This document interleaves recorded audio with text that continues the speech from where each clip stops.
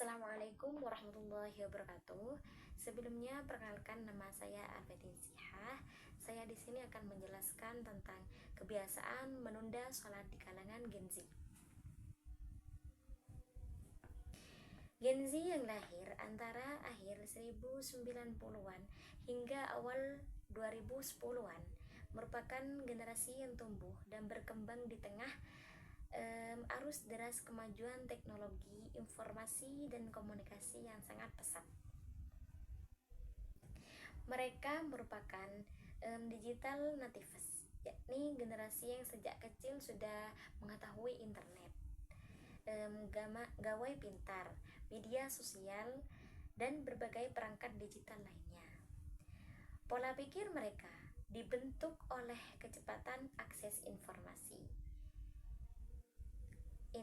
interaktivitas dunia maya, serta budaya visual yang kuat.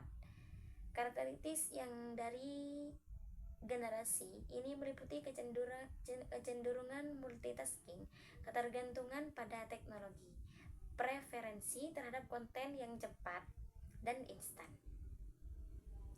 serta nilai-nilai individualisme yang semakin menguat karena pengaruh globalisasi yang melalui media sosial.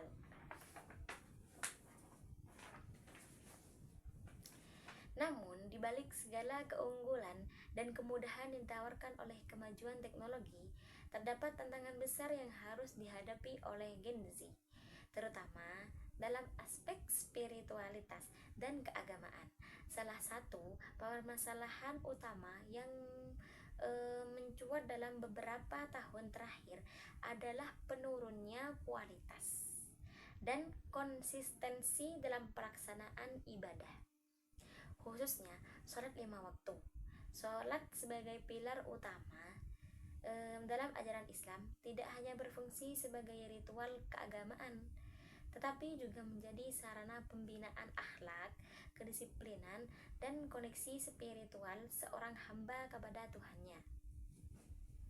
Sayangnya, berbagai temuan studi empiris menunjukkan adanya kecenderungan yang mengkhawatirkan di kalangan remaja dan pemuda untuk menunda bahkan meninggalkan sholat secara rutin.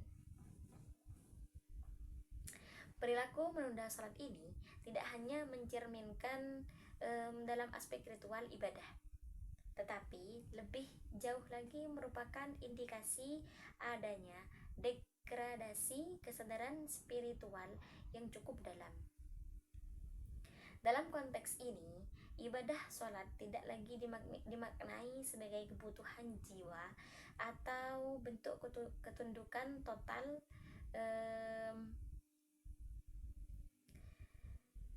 kepada Allah Subhanahu wa Ta'ala, melainkan hanya dipandang sebagai kewajiban formal yang bisa ditunda, dikompromikan, atau bahkan diabaikan.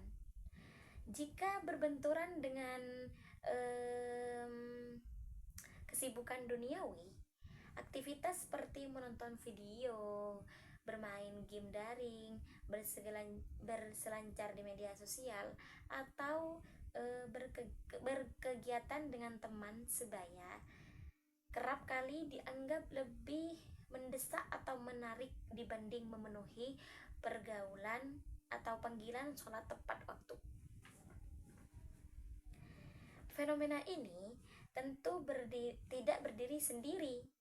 Ia muncul sebagai hasil dari interaksi kompleks antara sebagai faktor internal dan eksternal. Lemahnya pemahaman agama yang mendalam, pendidikan keagamaan yang cenderung bersifat teoritis dan normatif tanpa menyentuh ranah efektif dan aplikatif, serta pengaruh budaya digital yang mengedepankan kecepatan, kesenangan, dan konsumsi visual turut menyumbang pada kekurangan perhatian terhadap aspek spiritual dalam kehidupan sehari-hari.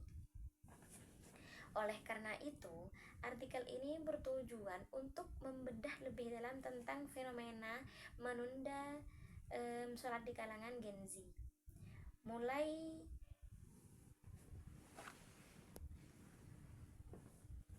Mulai dari akar permasalahan, dampak jangka panjang, hingga strategi solutif yang dapat ditempuh secara sistematif dan adaptif. Secara khusus, artikel ini akan menyoroti pentingnya transformasi pendidikan agama dan peran media digital dalam mendekatkan kembali nilai-nilai spiritual kepada generasi muda. Faktor penyebab utama yang menunda sholat. Ada 3 faktor kelompok utama yang menjadi penyebab mengapa Gen Z kerap menunda sholat. Yang pertama, kurangnya kesadaran dan pemahaman agama. Menyebut bahwa pendidikan agama yang terlalu teoritis tanpa menyentuh aspek efektif dan praktikal menjadi tidak efektif. Remaja akhirnya hanya menghafal tetapi tidak memahami makna ibadah. Menurut Khairina Mafiroh 2025, pendekatan transformatif dalam pembelajaran akidah akhlak dapat menguatkan kesadaran spiritual remaja. Ia menekankan perlunya metode pembelajaran yang reflektif dan humanis, termasuk penggunaan kisah inspiratif dan diskusi terbuka.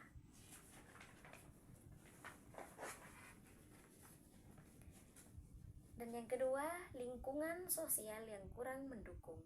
Keluarga sebagai unit pendidikan utama seringkali gagal membangun kebiasaan ibadah sejak dini. Dewi 2021 dan Maryanti 2021 menyoroti lemahnya peran keluarga dalam menciptakan budaya sholat tepat waktu.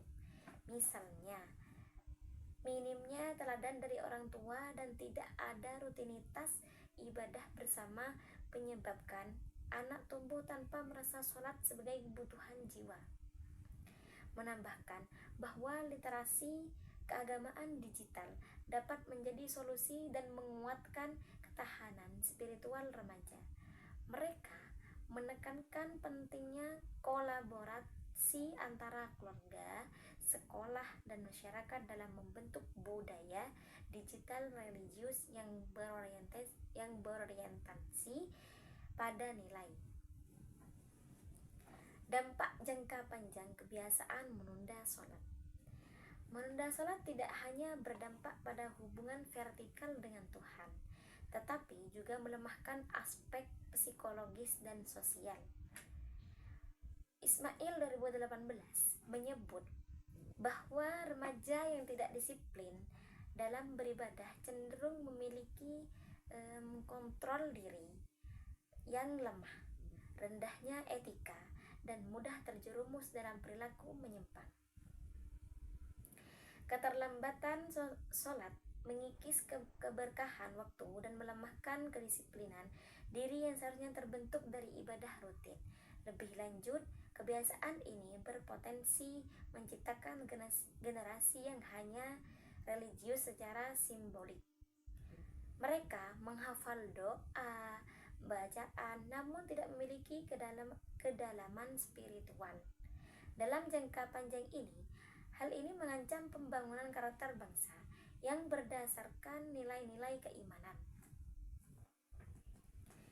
Berikut solusi untuk permasalahan menunda sholat yang dilakukan Gen Z. Menghadapi kompleksitas ini, diperlukan pendekatan yang menyeluruh dan kontekstual untuk membangkitkan kembali kesadaran spiritual Gen Z. Beberapa langkah yang dapat diambil antara lain. Yang pertama, penguatan pendidikan agama holistik. Pendidikan agama tidak cukup disampaikan dalam bentuk ceramah dan hafalan semata, melainkan harus menyentuh aspek efektif dan aplikatif. Praktik sholat berjamaah, motorial spiritual, serta pembiasaan adab harian perlu dihidupkan kembali, terutama di sekolah dan di pesantren. Dan yang kedua, keteladanan keluarga dan lingkungan. Orang tua dan guru harus menjadi role model dalam ibadah. Anak yang melihat orang tuanya menjaga waktu sholat akan lebih mudah terbiasa melakukannya. Keteladanan jauh lebih efektif sekedar perintah lisan.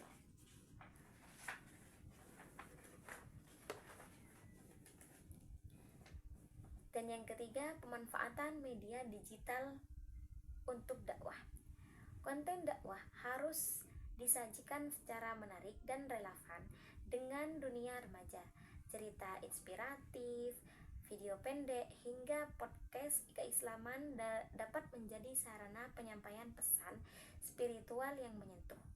Baik, cukup sekian dari saya, kurang lebihnya mohon maaf. Wassalamualaikum warahmatullahi wabarakatuh.